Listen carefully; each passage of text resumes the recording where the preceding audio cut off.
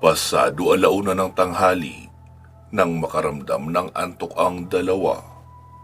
Dahil dito, nagpasya silang magpahinga muna sa isang kwarto habang nananatili sa bahay na kanilang napasukan. Kumuha sila ng mga unan at kumot sa kabilang kwarto at nilinis ito. Pero habang pinapagpag ni Francis ang mga unan, nakaramdam ito ng kakaibang lamig sa katawan. Para itong nanonood sa kaibuturan ng kanyang pagkatao na naging dahilan para matawag niya si Raymond nang wala sa oras. Kasunod ay napadaing na sa matinding sakit si Francis at napaluhod sa sahig. "Ano nangyayari sa iyo, Francis?" Nag-aalalang tanong ni Raymond. "Hindi ko alam, tol. Bigla na lang sumakit ang tiyan ko. Parang may kung anong bagay na naglilikod sa loob ng katawan ko eh." Tugon ni Francis na dumadaing sa sakit. Sumilip si Raymond sa bintana at dito niya nalaman ang dahilan. Nasa labas ngayon ang amaranhig at mukhang umuusal ito ng orasyon dahil gumagalaw ang mga labi. Mukhang pinapahirapan ito si Francis sa pamamagitan ng makamandag na usog para sumuko ito at ibigay ang sarili. "Buwisit naman talaga. Hindi lang pala ito basta aswang. Marunong din sa mga sumpa at usog. Ano kaya ang kailangan nito kay Francis? Ba't laging siya ang pinupuntirya?" Tanong pa ni Raymond sa isip habang pinagmamasdan ang aswang na nakatayo sa tabi ng isang puno. Patuloy lang ito sa pag-oorasyon. Kaya mas lalong naglikot ang katawan ni Francis. Parang may kung anong bagay ang gumagalaw sa loob ng tiyan niya na tila nagpupumilit na lumabas. Kitang-kita ito mismo ng dalawang mata ni Raymond na halos hindi makapaniwala sa nangyayari. Halos maglupasay na sa sahig si Francis sa matinding sakit. Hindi na tuloy alam ni Raymond kung ano ang kanyang gagawin. Wala pa naman siyang nalalaman na pangontra tungkol sa bagay na katulad nito. Gayunpaman, nag-isip pa rin ang paraan si Raymond kung paano matutulungan ang kaibigan. Sinikap niyang tumingin-tingin sa buong paligid ng bahay upang makahanap ng gamit na makakatulong para mapigilan ang aswang sa ginagawa nitong pananakit kay Francis. Sa paghahalughog niya sa may bandang kusina, ay nakatagpo siya ng isang pana na ginagamit sa pangangaso. May mga palaso din ito na kasama na nakasilid lamang sa isang lumang kawayan. "Hay, buti naman at may magagamit na ako. Humanda ka sa akin ngayon, aswang ka. Tignan natin kung kakayanin mo to." Kinuha iyon ni Raymond at dinala sa may bintana. Binuksan niya ang bintana para asintahin ang amaranhig. Medyo may bungi na ang ilang parte ng pana dahil sa tagal na naka-stack ito sa kusina, pero magagamit pa naman ito para manghunting. Noong handa na ang lahat ay kinargahan na ito ng palaso ni Raymond, sabay itinutok sa nag-oorasyong amaranhig. Inasinta itong mabuti ni Raymond. Kailangan hindi siya magmintis. Tumalilis ang palaso na tila humiwa sa pagitan ng mga puno na parang balang dumaan sa hangin. Ngunit nadismaya ang binata nang bumaon lang sa puno ang unang tira niya. Kumarga pa siya uli at inasinta pa ng mabuti ang kalaban. Pero nakahalata na ang amaranhig na pinupuntirya siya ni Raymond, kaya nagtago ito sa likod ng puno. "Buwisit naman! Ang talino din pala ng kumag na tuwa." Pagmumura pa ni Raymond dahil hindi niya maasinta ng mabuti ang aswang dahil natatakpan na ito ngayon ng puno. Patuloy lang ito sa pag-oorasyon, kaya patuloy din sa pagdaing sa matinding sakit si Francis. Halos magulungan na nito ang buong sahig sa walang tigil na pananakit ng aswang sa kanya. "Lintik naman oh, bahala na nga." Napilitan si Raymond na lumabas ng bahay para maasintang mabuti ang aswang. Inalis niya ang nakahambalang na lamesa at binuksan ang pinto. Ngunit nang akmang lalabas na siya, ay pinigilan naman siya ni Francis. Ayaw nitong mapahamak ang kaibigan. Moon, huwag ka na lumabas. Hayaan mo lang muna ako. Kaya ko pa naman ito. Ani Francis na naliligo na sa sariling pawis dahil sa matinding paghihirap. Pasensya na tol, pero hindi ko hahayaan ang ginagawa niya sa'yo. Kahit magkamatayan pa kami, ay gagawin ko, mailigtas lang kita. Diyan ka lang muna at labanan mo ang sakit. Sandali lang ito. Sagot ni Raymond at isinara na ang pintuan. Naiwan si Francis na hindi nakasagot. Dahan-dahan na gumapang si Raymond sa damuhan para malapitan ang aswang. Mukhang hindi ito nakahalata sa paglapit ng binata. Dahil patuloy lang ito sa pag-oorasyon. Abala ang kanyang mga labi sa pagbibigay ng sakit kay Francis na nagsimula ng magsisigaw sa loob ng bahay dahil sa kakaibang sakit at paghihirap na kanyang nararanasan. Inikutan ito ni Raymond. Tumalungko siya at pumesto sa tabi ng puno. Ikinarga niya ang palaso at agad niyang inasinta ang amaranhi. Kalahati lang ng katawan nito ang nakikita niya. Kaya naman, pinunterian niya itong mabuti sa bandang binti na malaya niyang nakikita. Binitawan ni Raymond ang palaso at agad na paungol ang amaranhi. Nang bumaon ang palaso sa binti nito, napaside view ito sa puno. Kumarga pa uli si Raymond ng palaso noong maging open na ang katawan ng amaranhi. Inasinta niya ito sa may tagiliran. Tapos ka ngayon! Sabay bitaw nito ng string. Animoy may lumabas na juice mula sa katawan ng aswang nang bumaon ang palaso sa tagiliran nito. Talsik ang dugo sa puno at bali ang ribs sa lakas ng pagpana ni Raymond. Natumba kaagad ang amaranhig sa halamanan nang makadama ito ng hirap sa paghinga. Dahan-dahan na lumapit si Raymond habang nakatutok ang pana sa aswang. Napatingin ang amaranhig kay Raymond nang makalapit ito. Tinignan siyang maigi na para bang may sinasabi. Hindi sigurado si Raymond pero parang humihingi ito ng tawad para sa maling ginawa niya. Hindi man nakakakita ngunit ramdam ni Raymond na alam ng amaranhig kung nasaan siya. Maya-maya pa ay tumigil na ito sa pag-oorasyon. Huminto na rin ang pagdaing ni Francis sa loob ng bahay. Dahil dito, itinutok mabuti ni Raymond ang pana sa ulo ng amaranhig para tapusin na ito. Paalam na sa'yo! Uwika niya sabay bitaw muli ng string. Direktang bumaon ang palaso sa mata ng aswang at bumaon sa kaloob-looban ng ulo. Namatay itong nakasara ang bibig. Sa pangalawang pagkakataon ay pumanaw na naman ito na hindi na ipapasa ang itim na bato o perlas ng pagkaaswang. Matapos nito ay bumalik na sa kubo si Raymond. Iniwan niya nakabulagta ang amaranhig sa labas. Raymond, saan ka ba nagsusuot? Salubong ni Francis. Ayos ang bilis mong makarecover. Parang walang nangyaring sakuna. Tawa pa ni Raymond, nagulat sa kanyang nadatnan. Naabutan na lang nitong nakatayo ang kaibigan niya, ngunit bakas sa mga mata nito ang malaking pagtataka. Bakit? Ano bang nangyari? Tanong pa ni Francis. Pambihira, wala ka bang naaalala? Takang muli ni Raymond. Ha? Bakit? May dapat ba akong alalahanin? Kumunot ang mga noo ni Raymond sa nangyari. Paanong nawalan kaagad ng alaala si Francis? Gayong ilang minuto lang naman ang nakalipas matapos niyang mapatay ang aswang. Hindi kaya may ginawa ang amaranhig para makalimot ito?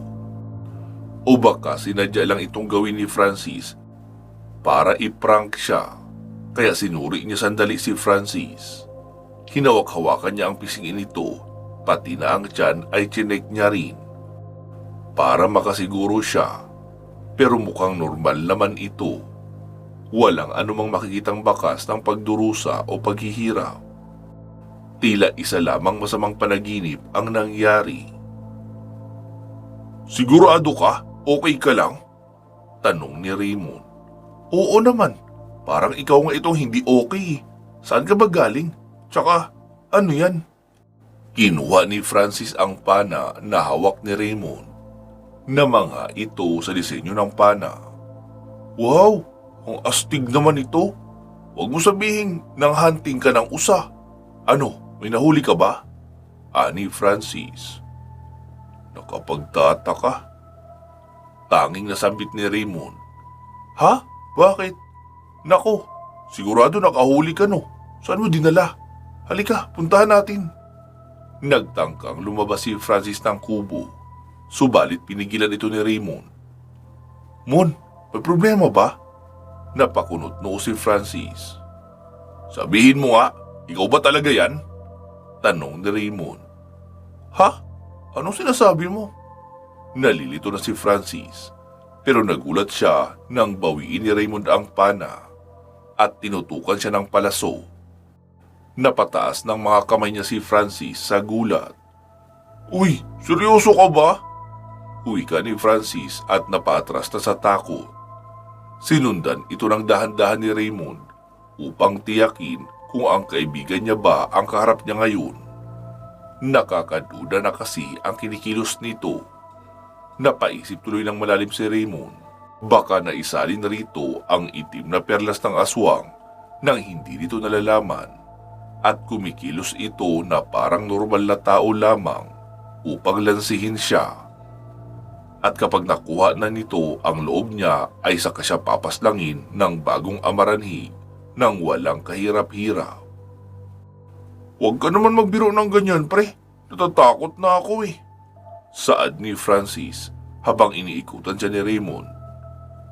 "Aminin mo sa akin kung ikaw ba talaga yan," sigaw ni Raymond na mas lalong diniin ang pana kay Francis. "Ako nga ito? Teka, nakabatak ka ba?" sagot ni Francis. "Huwag mo nga ako lukuhin. Mas kilala ko ang pagkatao ni Francis kaysa sarili niya mismo," wika muli ni Raymond. "Aba, kung makapagsalita to, akala mo kung alam mo na lahat ng sikreto ko. Sige nga, tatanungin kita. Malalaman natin kung hindi ka rin impostor. Anong paborito kong pagkain?" tanong ni Francis. Hindi kaagad nakasagot si Raymond dahil alam niyang walang espesyal kay Francis kundi ang mga damo na palagi nito hinihit-hit. "Oh, kita mo na, tamimi ka kaagad eh. Lakas mo kabintang." Napailing na lang si Francis habang patuloy na umiikot sa sala. Samantalang naguguluhan si Raymond. Iniisip niya kung bakit ba nagkakaganito ang kaibigan. Hindi niya maipaliwanag ang nangyayari, kung anong hiwaga ang nakabalot rito. "Oh, ano? Ba't kanya ka makatingin? Simpleng tanong lang, para ka nang nabilaukan agad," ani Francis. "Ang totoo, wala ka talagang paborito maliban doon sa hinihit-hit mo," sagot ni Raymond. Natigilan sa paghakbang si Francis. Parang nasa pool ito sa sinabi ng kaibigan. Alam nito kung ano ang tinutumbok ni Raymond. Dahil dito, parang napahiya ito sa kanyang sarili at hindi makatingin ng diretso kay Raymond. "Nagtataka lang ako kung ba't ka nagkakaganyan.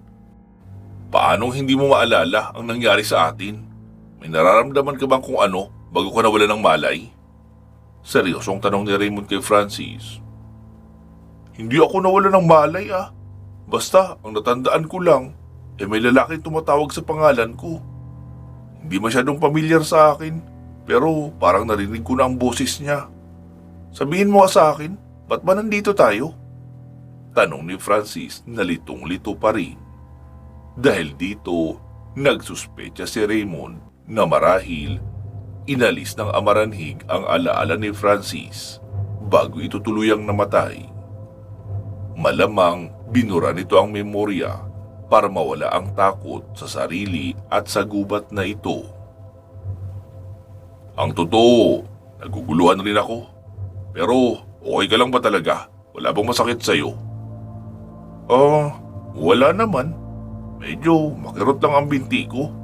Ewan ko ba, parang pinulikat ako eh. Pero ayos naman ang lahat sa akin. Ikaw ba, saan ka nang galing? Ba't dala-dala mo yan?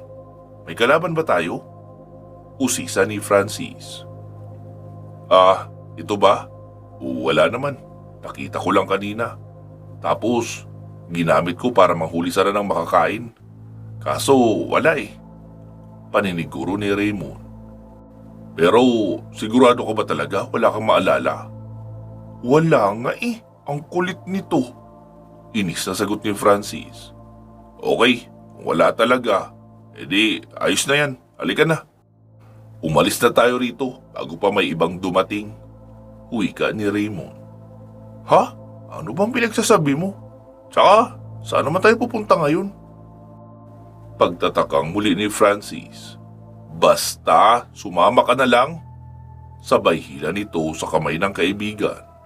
Wala nang nagawa si Francis kundi ang sumama kay Raymond. Pero pagkalabas nila ng bahay ay laking gulat ni Francis nang bumungad sa kanya ang malawak na kakahuyan. Tinabig nito ang kamay ni Raymond. Teka, nasaan ba tayo? Bakit tayo nandito? Ani Francis. Nandito tayo ngayon sa gubat para hanapin si Benjo. Kaya pwede ba, huwag ka na magtanong. Sumama ka na lang, kung hindi iiwan kita rito eh. Banta ni Raymond. Natakot naman si Francis. Nagpatuloy si Raymond sa kanyang paglalakad. Wala na tuloy magawa si Francis kundi ang maglakad na lang din at sundan ang kaibigan na pumasok sa kakahuyan. Tinignan pa ni Raymond ang bangkay ng amaranhig sa damuhan pero wala na ito roon. Naglaho na lang ito na parang bula.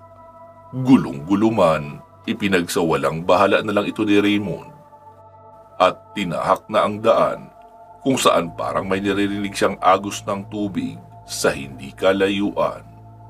Dala-dala pa rin niya ang pana. Para kung sakali mang may hindi inaasahang pangyayari, may magagamit siyang sandata para harapin ang kanilang makakalaban. Kaunti na lang ang natitirang palaso sa sisidlan na kawayan. 6 na lang ang natira.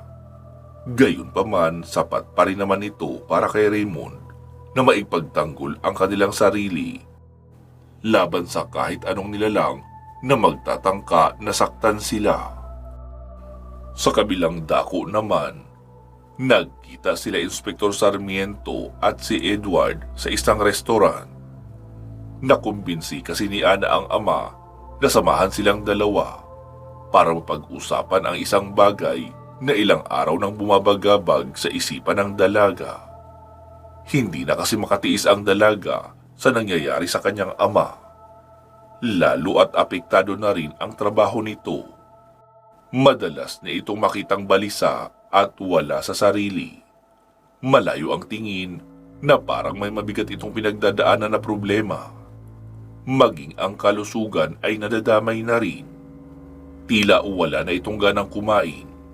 Para bang nawala na ng pag-asang mabuhay. Kaya naman, nakiusap si Ana kay Edward na kausapin ng ama para malaman kung ano ba ang nangyayari rito. Sir, una po sa lahat, gusto ko sanang malaman nyo hindi ko intensyong makialam sa problema nyo. Kaso, nakiusap sa akin itong anak mo eh.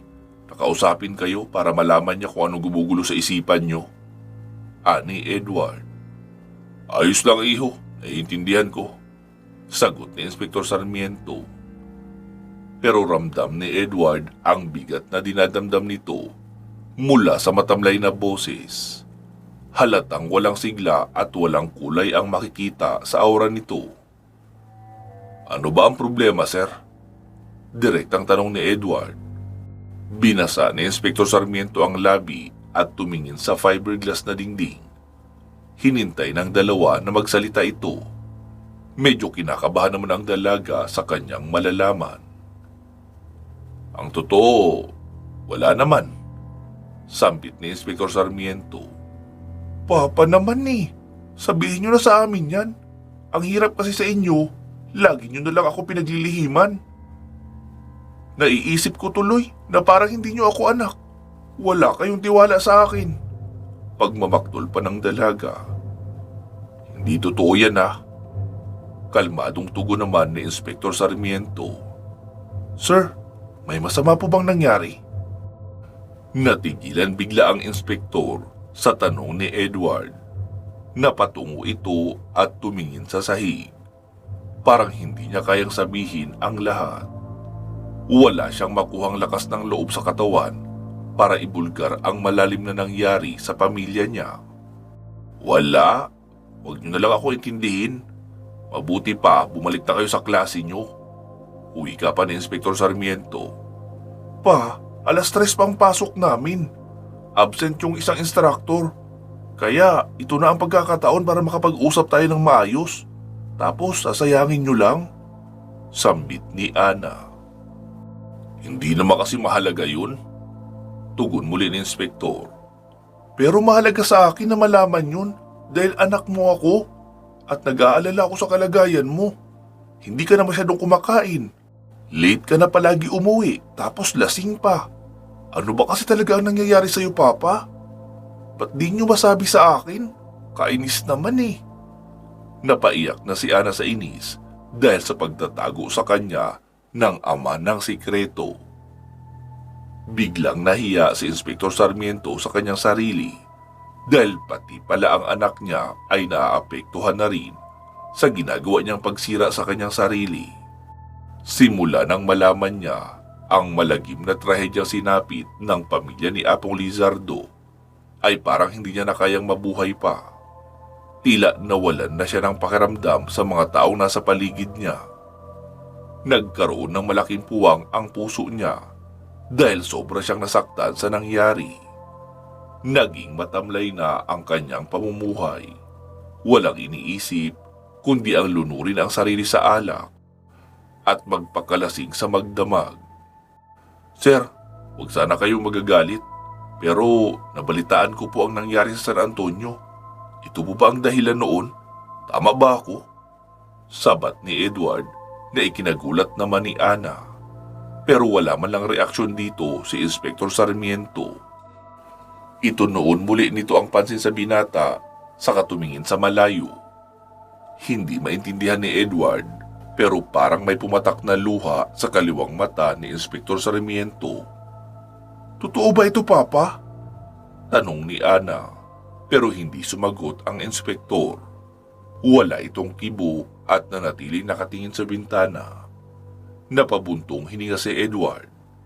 Ngayon, mukhang alam niya na ang dahilan kung bakit malungkot si Inspektor Sarmiento. May nangyari siguro hindi maganda kina Apong Lizardo, kaya parang hanggang ngayon ay nagluluksa pa rin ito. Intindihin na lang muna natin siya. Baka kailangan lang niya ng panahon. Huwag kang mag-alala, magiging ayos din ang lahat. Alam kong kaya rin itong lagpasan ni Papa mo dahil malakas siya, katulad mo. Bulong ni Edward kay Ana. Naunawaan naman ni Ana ang ibig sabihin ng binata. Kaya kahit mahirap ay iniwan nila mag-isa si Inspektor Sarmiento sa restaurant na iyon para bumalik na lang sa eskwelahan. Nag-uusap sa gilid ng sidewalk ang dalawa nang biglang may maramdaman si Edward na sumusunod sa kanila. Pamilyar ang presensya na ito kaya agad tumingin si Edward sa likuran pero wala siyang nakita. Napansin ni Ana ang kinikilos ni Edward kaya napatanong ito agad. May problema ba, Ed? Takang tanong ng dalaga. Wala naman. Baka guni-guni ko lang. Ani Edward. Sigurado ka? Tinignan ni Ana ang paligid pero puro mga tao lang na paroot pa rito ang nakikita niya. Wala naman siyang napapansin na kakaiba. Normal lang ang lahat. Oo, ayos lang. Tara, pasok na tayo. Nakangiting tugon ni Edward. Tumango lang si Ana kahit nagtataka pa rin ito. Lingid sa kanilang kaalaman ay pinagmamasdan lamang sila ng isang figura mula sa kabilang bahagi ng kalsada. Nakatayo ito sa tabi ng traffic sign habang matalim ang titig kay Edward. Naglaho ito kaagad matapos dumaan ang isang jeep. Samantala, nagpupulong naman ang tropa nila Colonel Espinas sa loob ng conference room para sa isasagawa nilang operasyon sa bundok ng San Antonio. Nagbriefing uli ang mga ito para ireporma ang mga gagawin nilang hakbang. Isang covert operation ang isasagawa nila at hindi ito kagaya ng rescue mission. Patago silang papasok sa kampo ng mga kalaban para i-infiltrate ang mga ito sa mismong kuta. Sasalakay sila ng maaga upang hindi makatunog ang mga rebelde sa mga binabalak nila. Alam ni Colonel Espinas na mahirap itong misyon at maaaring makasira sa dati nilang plano. Ngunit wala na siyang naiisip na mas mainam na paraan para tapusin ang misyon nang hindi nahuhuli si Commander Jaguar. Kundi daanin talaga ito sa dahas. Plano niya munang tapusin ang rebelde bago tubusin ang anak ng alkalde. Sa pagkakakilala niya kasi sa rebeldeng ito, ay hindi ito yung tipong nandadamay ng mga inosente para sa hinahangad na paghihiganti. Mukhang ginagamit lang itong pakonsuelo ni Commander Jaguar para mapilitan siyang lumabas ng lungga.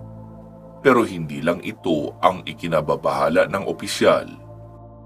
Mukhang may binabalak din ang mga rebelde na tapusin sila ng mabilisan gamit ang ambush attack. Gayunpaman, pagdating sa labanan, kung sino ang maunang pumuwesto sa magandang posisyon, ay sila rin ang makakakuha ng magandang advantage sa laban. Ito ang tanging naiisip na alas ni Colonel Espinas para manalo ang tropa niya sa laban na ito. Hindi natin alam kung anong mangyayari sa atin o anong sasapitin natin pagdating doon. Pero pagdating sa digmaan, maraming senaryo ang pwedeng mangyari. At may mga posible ding pagbabago. Yun ang trabaho natin, ang alamin ang pagbabago at alisin ang mga panganib na nandoon. Aalis tayo ng 0500 hours bago magbukang liwayway. Maghanda kayo, mahaba ang lalakarin natin. Wika ni Colonel Espinas. Eksaktong 12 oras yun, sir. Ano po ang rules of engagement natin? Tanong ni Lieutenant Perez sa opisyal. Dapat tayong umiwas sa engkwentro. Limitado ang ROE, kaya iwasan ang pagpapaputok. Ayoko nang maulit ang nangyari noong nakaraan. Hanggat maaari, hindi tayo dapat makita o magpakita sa kanila. Ihanda nyo ang mga gear. Ani Colonel Espinas. Opo, sir. Tugon naman ni Sergeant Castro. Isa itong covert operation. Wala mo ng mortar o improvised explosive devices. Inabisuhan din ang lahat na gumamit ng silencer. Teniente Perez, tawag ni Colonel Espinas. Sir? Tanong naman Lieutenant Perez. Idagdag mo sa gear ang SD-75 smoke grenade. Saan ng opisyal? Ha? SD-75 smoke grenade po? Pagtataka ng teniente. Ihanda mo yun. Maikling tugon muli ni Colonel Espinas. May iba pa po ba kayong ipagbibili na gamit, sir? Tanong naman ni Corporal Macapagal. Yun lang, sagot ni Colonel Espinas. Sige po, sir. Kaya nga pala, para sa misyong ito, tanggalin nyo ang lahat ng simbolo at tiyapa nyo sa uniforme. Off the book ang operasyon na ito. Kaya wala mo nang ganun. Magtipon kayo bukas, alas 4 ng umaga. Dismiss. Huling wika ni Colonel Espinas at nagsialisa na kaagad ang buong tropa ng elite unit para maghanda sa misyon. Naiwan ang dalawa sa loob. Tinanong ni Lieutenant Perez si Colonel Espinas kung bakit biglang nagbago ang plano nila. Subalit hindi sinabi ng opisyal ang dahilan.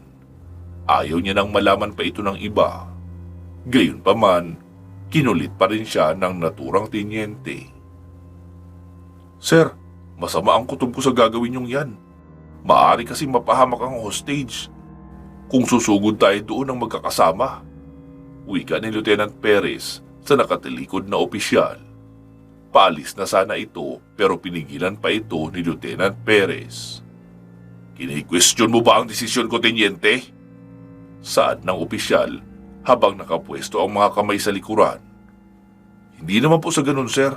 Inaalala ko lang ang posibleng mangyari kapag hindi tayo nag-ingat. Maaari tayong malagay sa tiyak na kapahamakan. Naputol ang pagsasalita ni Lieutenant Perez. Enough! My decision is final! Gawin mo na lang ang sinabi ko! Bulyaw pa ng opisyal at matalim ang titig bago lumabas ng conference room. Naiwan si Lieutenant Perez nakabado sa mangyayaring operasyon.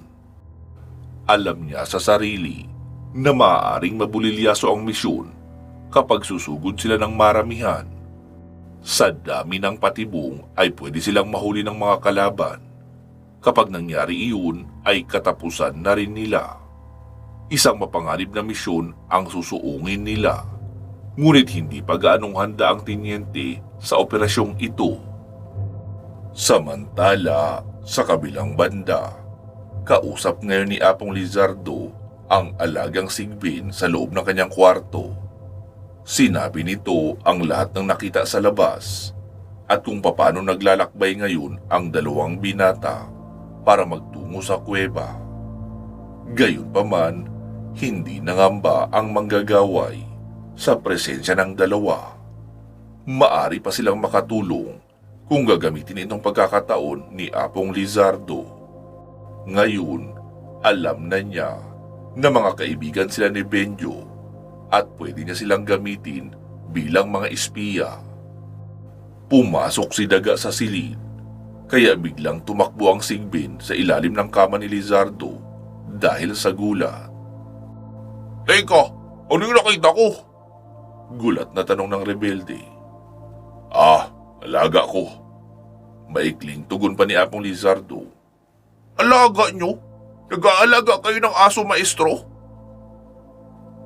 Hindi pa malinaw kay Daga kung isa bang aso ang nakita niya dahil masyado itong mabalahibo. Hindi sila aso, kundi Sigbin. Isang nilalang na may kakayanang maghatid ng impormasyon. Ginagawa nilang panakot ang kanilang itsura para hindi sila gambalain ng iba. Ginagamit ko sila para magmatsyag sa paligid. Paliwanag naman ni Lizardo kay Daga. Ganun po ba, maestro? Pero para silang panakot sa gitna ng halamanan na. Pasensya na, maestro. Napakamot ang ulo ang tusong rebelde. Sinira ng mga batang yun ang barrier at walang pakundangang pumasok sa ating teritoryo. Malakas ang pakiramdam kong may nahanap sila rito. Sambit ni Lizardo. Mga bata, anong gusto niyong gawin ko? Tapusin ko na ba sila, maestro? Tanong ni Daga. Hindi mo kailangan gawin yan. May plano na ako para sa kanila. Hayaan muna natin sila magpagala-gala sa kagubatan dahil kahit ano namang gawin nila ay hindi rin nila matatagpuan ang lugar na ito. Ani Lizardo. Kayo po ang masusunod, maestro. Tugon naman ni Daga. Siya nga pala, kumusta ang pagbisita mo kay Jaguar? Nagawa mo ba siyang kumbinsihin? Tanong pa ng manggagaway. Oo naman po. Walang nakakaligtas sa akin pagdating sa mga ganong bagay. Pagmamayabang pa ni Daga. Mabuti kung ganon. Kailangan maibigay natin ang gusto niya para siya na mismo ang magkusang umanib sa grupo natin. Alalahanin mong dati siyang sundalo. Kailangan natin ang utak niya para sa mga operasyong isasagawa natin sa hinaharap. Wika muli ni Lizardo. Hindi ko po yun nakakalimutan, maestro. Pero matanong ko lang po, kailan niyo po ba ako bibigyan ng kapangyarihan? Medyo nakakainip kasi ang ganitong estado eh. Parang wala man lang ako nararamdaman. Sambit ni Daga. Huwag kang mainip, Daga. Darating din tayo dyan. Ang mahalaga, magawa muna natin ang misyon bago ang mga bagay-bagay na iba. Hindi pa sapat ang hukbo natin para sakupin ang mundong ito. Saad ni Lizardo. Talagang sasakupin po ang mundo, maestro? Ang astig noon ha. Baka bigla kayong bansagang Lizardo, the Aswang Conqueror. Sabay tawa ng malakas ni Daga. Punyeta ka, Daga! Mukha ba ako nagbibiro? Nanginig ang kanyang mga kamao sa galit. Naku, pasensya na maestro. Hindi po ganun ang ibig kong sabihin. Patawarin niyo po ako. Napatalong ko kaagad si Daga, dala ng matinding takot. Mabilis din namang humupa ang galit ni Lizardo. Bueno, kailangan mong tiyakin magiging maayos ang lahat. Gusto ko na isang magandang resulta. Gawin mo nang walang anumang palya ang operasyon na yon. Naiintindihan mo ba? Wika ni Lizardo. Napatingin ng diretsyo si Daga kay Lizardo. Opo, maestro. Masusunod po. Mabilis na tugon nito. Pero may nais lang po sana akong malaman, maestro. Bukod po ba sa grupo natin, may iba pa tayong mga kauri? Usisa pa ni Daga. Napabuntong hininga ng malalim ang matandang manggagaway. Ang totoo, marami. Pero may iba't ibang uri ang nandito. Mayroong tiktik, wakwak, bangkilan, mandurugo, awok, abwak, amaranhig at marami pang iba. Gusto ko silang lahat na makaalyansa. Tugon ni Lizardo. Napakunot ng noo ang rebelde. Ano ho? Gusto niyo silang makaanib? Pero bakit naman po? Ano naman ang maitutulong nila? Curious na tanong ni Daga. Marami. Malalakas sila at may iba't ibang kakayahan. Hindi lang mga tao ang kalaban natin rito, kundi pati na mga engkanto. Sa gagawin kong pananakop, ay hindi basta na lang uupo ang mga iyon at manunood sa mangyayaring kaguluhan. Siguradong kikilos din sila para pigilan tayo dahil masisira natin ang balanse ng mundo kapag ginawa na natin iyon. Kaya habang maaga, magtipon na tayo ng malaking hukbo. Kung ganon, nakahanda po kayong kalabanin sila. Mukha pong malalakas ang mga iyon eh. Ani Daga. Bakit? Natatakot ka ba? Sambit naman ni Lizardo.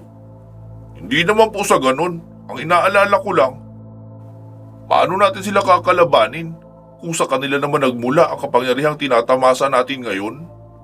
Litanya ni Daga. Nagkakamali ka riyan. Hindi sa mga engkanto nagmula ang kapangyarihang ito, kundi sa banal na puno. Pagbubulgar ni Lizardo. Banal na puno?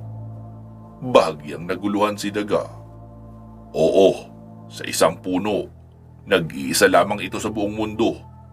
Makikita ito sa pagitan ng daigdig ng mga tao at ng engkanto.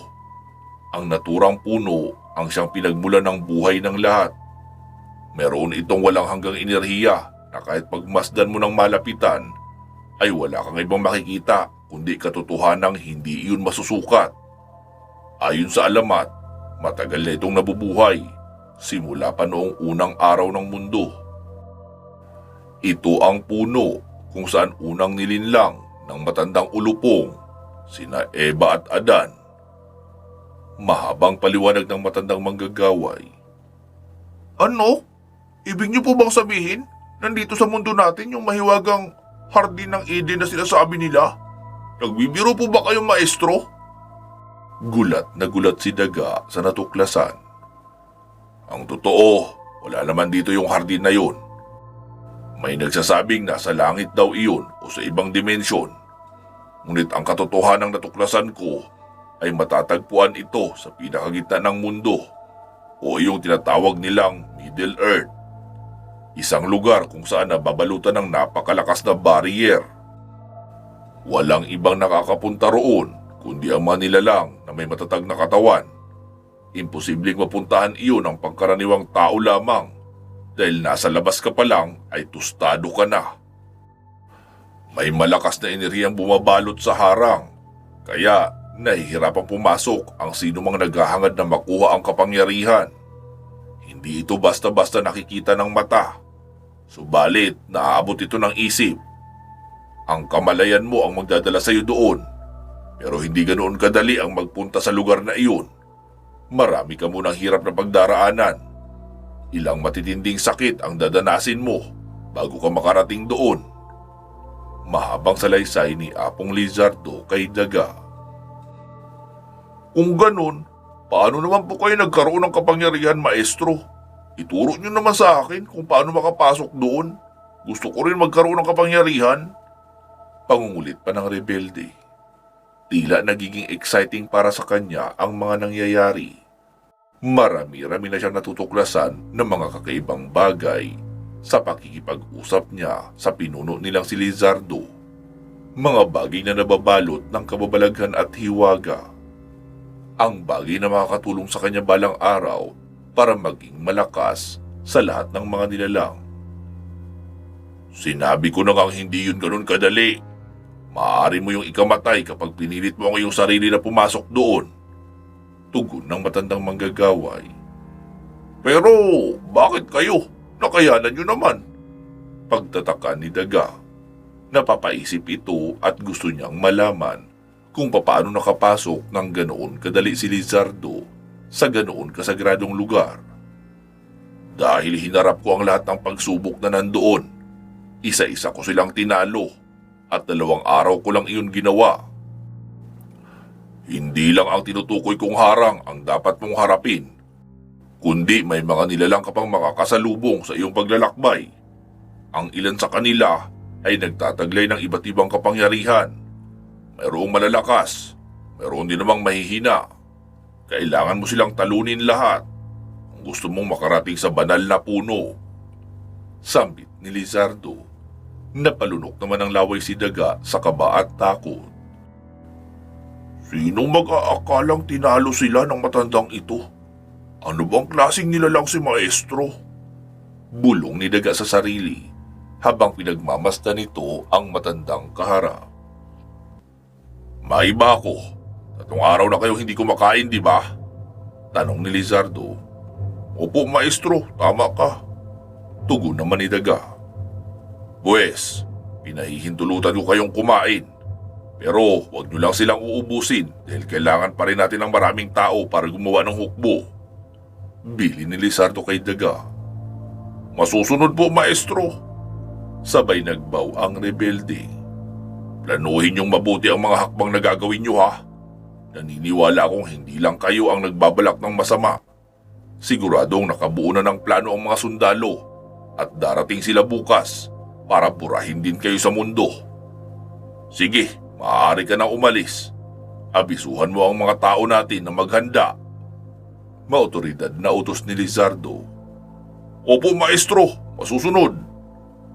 Umalis na si Daga upang ihanda ang sarili sa magaganap na matinding sagupaan para sa kinabukasan. Samantala, mag-aalas 3 na ng hapon nang makarating sina Raymond at Francis sa isang burol.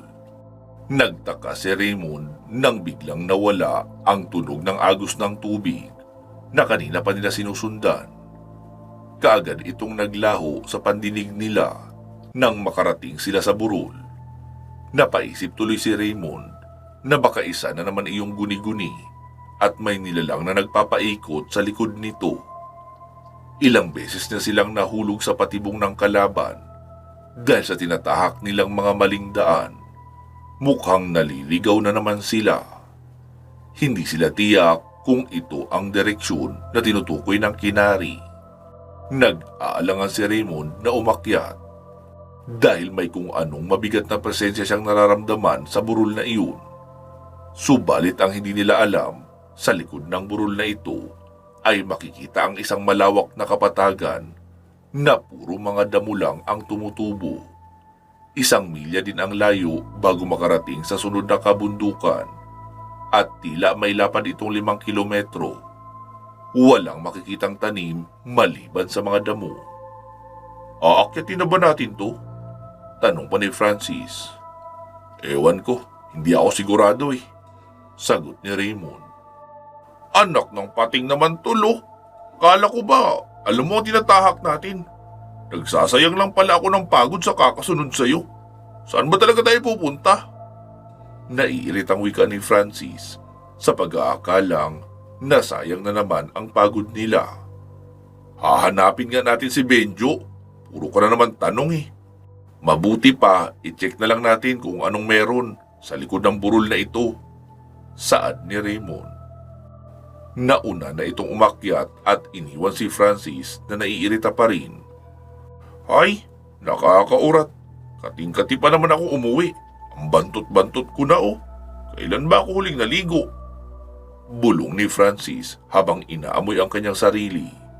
Hindi niya alam kung ano bang hirap ang pinagdaanan nila para mangamoy siya ng ganito. Daig pa niya ang malansang isda. Mukhang lahat na yata ng pawis niya ay natuyo sa katawan.